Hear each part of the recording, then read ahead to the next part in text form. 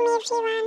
চলো আজকে আমি তোমাদেরকে অনেক সহজ উপায়ে বই আঁকানো শেখাবো। এর জন্য দেখতে পাচ্ছ এখানে আমি ইংরেজি লেটার এল প্রথমে লিখে নিয়েছিলাম। এরপরে এখানে একটি বিন্দু দিয়ে এদিক দিয়ে একটি দাগ টেনে নিলাম।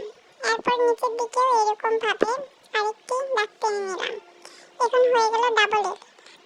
এরপরে এইদিকে দেখতে পাচ্ছ এই সাইডের এই আটটি বরাবর একটা বিন্দু দিয়ে নিয়ে ওখান থেকে আমি স্কেল দিয়ে টানিয়ে নিলাম।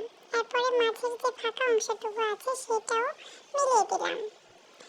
এরপরে আমি উপরের এই অংশটাতে একটু গোল করে নিলাম। এরপর নিচের এই অংশটাও মিলিয়ে দিলাম, দেখতে পাচ্ছ। এরপরে এই দুই দাগের মাঝখানের অংশটাও এরকম ভাবে মিলিয়ে দিলাম। তারপর এখানে এই দাগটা ডাবল করে দিচ্ছি। এরপরে বইয়ের ভিতরে যে অনেকগুলো পৃষ্ঠা থাকে সেই পৃষ্ঠাগুলো আমি আঁকিয়ে নিচ্ছি। এক্ষেত্রে তোমরা এখানে পেন্সিলটা আবারও বাড়িয়ে নিয়ে পেন্সিলের মাথা যেন একদম চিকন হয় ওই রকম ভাবে করে নেবে।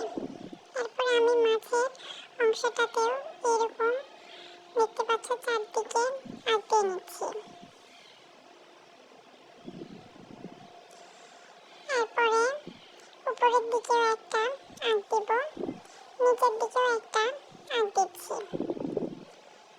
এইটা হয়ে গেল অনেক সহজ উপায়ে বই আঁকানো। এরপরে আমি একটি গাঢ় গোলাপি কালারের কলম নিয়ে এখানে বুক লিখছি।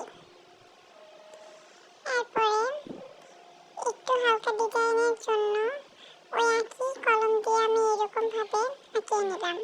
এরপরে একটি হালকা গোলাপি কালারের কলম নিয়ে নিয়েছি এবং দেখতে পাচ্ছ সেই কলম দিয়ে বইয়ের এই অংশটাতে আমি এরকম ভাবে কালার করে দিচ্ছি।